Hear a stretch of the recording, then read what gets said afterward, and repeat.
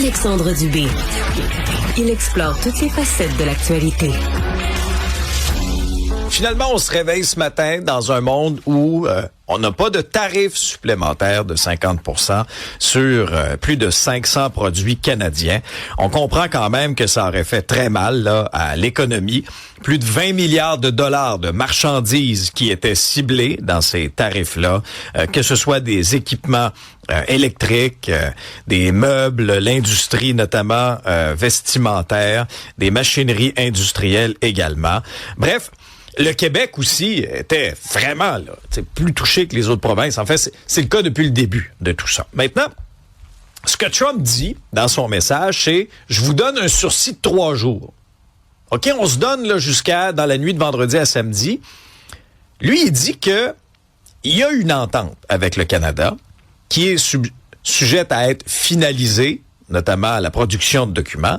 Puis là, il ressort même le pipeline, là, Keystone XL, qui dit que ça avait été enterré par Joe Biden l'endormi, mais là qu'on est en train de le déterrer. Ça, c'est la version de Trump. Là, de l'autre côté, t'as Carney, communiqué de presse, un peu plus prudent, un peu plus laconique, qui essentiellement dit oui, ça progresse. Oui, il y a des progrès substantiels, mais il reste encore beaucoup de travail à accomplir. Donc, sursis de 3 jours. Catherine Loubier est ancienne déléguée générale du Québec à New York et à Washington. Elle est avec nous. Bonjour, Madame Loubier. Oui, bonjour, Alexandre. Bon, alors, dites-moi, quelle est votre réaction à ce énième revirement de situation?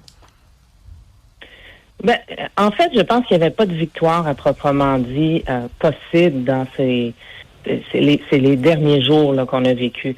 C'était soit un scénario pire avec les tarifs que vous venez de décrire de 50% là, qui sont possibles à cause d'un mécanisme de 1930. On aurait été le seul pays au monde avec ce genre de tarifs-là, ou un scénario moins pire, et il fallait choisir le moins pire. C'est certain. Il fallait ressortir pour le gouvernement Carney de là avec une entente qui donne une soupape d'évacuation de la pression commerciale et non dans l'autre sens. Là. Donc, pour moi, je ne suis pas surprise. Je pense qu'il n'avait pas le choix. Même si les Canadiens sont encore très émotifs par rapport aux Américains aux États-Unis et veulent s'en détacher, c'est impossible. C'est notre voisin au sud. On commerce avec les États-Unis depuis toujours. On est imbriqué dans notre commerce et il y a encore 80-85% de nos exportations qui s'y rendent. Et c'est notre survie, puis c'est l'impact sur le coût de la vie des Canadiens, des Québécois aussi. Ça va faire l'objet de notre tribune téléphonique aujourd'hui. Je vous demande, sursis de 3 jours, avez-vous encore espoir d'une entente d'ici la fin de la semaine, Isabelle? Au 187 Cube Radio pour nous joindre par texto, 1-877-827-2346 au téléphone. Il y a Marc qui nous a appelé un peu plus tôt, qui a pu discuter avec Oli en régie. C'est la meilleure façon de nous joindre. Il y en a déjà quelques-uns d'ailleurs sur la messagerie qui pensent que c'est une stratégie pour que le Canada soit à genoux. Pour lui, il pense pas, pour ceux qui nous textent, on ne pense pas que ça va arriver, que ça va s'avérer de cette façon-là. Bon, Madame Loubier, sa stratégie de négociation, le président, c'est souvent ça. Ça a été son affaire aussi. Tu mets à genoux ton adversaire, puis après ça, là, tu l'affaiblis, puis là, tu essaies d'imposer ta domination, puis là, tu en viens avec une entente. Est-ce que c'est ce que vous voyez aussi présentement dans sa façon de faire? En fait, il nous a répété pendant des mois et des mois qu'il n'avait besoin de rien du Canada. Vous vous souvenez, il a dit « J'ai pas besoin de votre pétrole, j'ai pas besoin de votre bois, je n'ai pas besoin des voitures qui sont fabriquées au Canada. » Et là, aujourd'hui, on se retrouve dans une situation où, prenons chacun des secteurs, là, où on a des réductions de tarifs là qui vont être discutées dans ces 3 jours-là. Qu'est-ce qui va être discuté? Les détails d'application, les règles, les mécanismes d'implantation, les échéanciers, puis aussi les mécanismes punitifs. Donc, on nous dit on va réduire les tarifs sur les voitures, c'est ce qui est sur la table. Il y a aussi une réduction des fameux tarifs 232 là, sur les métaux, donc sur l'aluminium et l'acier. Et on est un exportateur net d'aluminium aux États-Unis. C'est-à-dire qu'on pourrait exporter tout notre aluminium aux États-Unis. C'est pas vrai que les États-Unis n'ont pas besoin de notre aluminium. Là, ce qui pourrait changer, c'est que Washington déciderait combien le Canada peut vendre, ce qu'on appelle des quotas. Et ça, c'est une perte de souveraineté économique que le gouvernement canadien, à travers les années, a résisté à tout prix. Donc, il y a aussi la question. Oui, allez-y. Ah non, vous avez entendu un auditeur. Oui, il y a eu une petite continuer. interférence sur la ligne, mais je vous en prie, poursuivez votre idée, Madame Aubier. Donc, pour les tarifs auto, métaux, forêt, on assume des réductions. Forêt, apparemment que ce serait réglé en dehors de l'entente qui est sur la table en ce moment. OK. Ensuite de ça, les États-Unis veulent plus d'accès pour les produits laitiers, pour le fromage, etc. Donc, ils ont besoin du marché canadien. Il ne faut pas oublier que le Canada est la première destination des exportations américaines. Nous aussi, on est la première destination pour nous de nos exportations, c'est les États-Unis, pour une très grande marge. Mais eux aussi, le premier marché pour les États-Unis, c'est le Canada. Donc, ils veulent plus d'accès et c'est ce qui est en train de se négocier, l'attribution de permis de manière un peu différente pour les produits laitiers. L'autre chose que le président Trump a dit de sa publication sur Truth Social, c'est qu'il espère à Keystone XL, donc il espère avoir accès à beaucoup plus de pétrole canadien. Donc une autre chose dont il a besoin, il disait j'ai pas besoin de ça. Les minéraux, c'est la même chose, il souhaite avoir plus d'accès aux minéraux. Et l'alcool, ça fait mal. Donc, il veut le retour sur les tablettes au Canada de l'alcool américain. Puis, en toute fin, je vous parlerai aussi de la défense. Il souhaite en effet que le Canada commande les jets et aide l'avant avec la commande de jets, fighter jets avec Lockheed Martin, les fameux F-35. Il veut qu'on achète beaucoup plus d'équipements de défense pour son initiative Golden Dome. Alors, moi, je regarde ça puis je me dis, si on est capable de vendre encore plus nos ressources et nos produits aux États-Unis, c'est bon pour l'économie canadienne. C'est ça qu'on est venu déstabiliser là avec ces menaces-là de Donald Trump dans la dernière année. Donc, il faut pas perdre au change, mais de vendre plus de ressources et de produits aux Américains, c'est bon pour l'économie canadienne. Il y a Raphaël qui est au bout du fil. Bonjour Raphaël, bienvenue à Cube. Bonjour, merci. On vous écoute. Oui, donc j'espère que ça va porter fruit, ce blitz, si on veut, de négociation-là de 3 jours.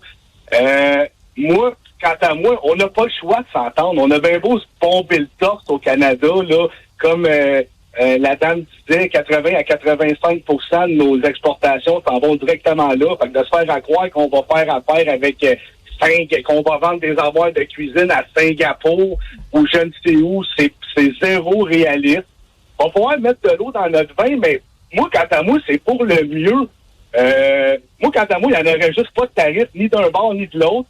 La gestion de l'offre, pourquoi c'est faire qu'au Québec, on paye notre lait plus cher qu'à Hawaï, qui n'ont même pas de ferme laitière, donc on se vole nous-mêmes, puis on fait comme si qu'on tenait à ça. Moi, je tiens pas à ça. C'est des vieilles affaires des années 60. Quant à moi, il y a bien des affaires qui devraient sauter. Puis au bout de la ligne, on a bien beau dire Trump c'est un ci, Trump c'est un ça. Ben, nos industries vont peut-être mieux s'emporter. Ça, c'est mon opinion. Merci beaucoup, Raphaël, de nous avoir partagé votre opinion. Merci de nous choisir. C'est bien apprécié. On est content de vous avoir avec nous. Mais les réactions sont vives et variées sur la messagerie texte. Il y en a qui disent, tant qu'à y être, on devrait devenir le 51e État. De toute façon, il n'y a pas de service en ce moment avec une coupe de mots d'église. Donc, pour lui, il y aurait une façon de diminuer les impôts.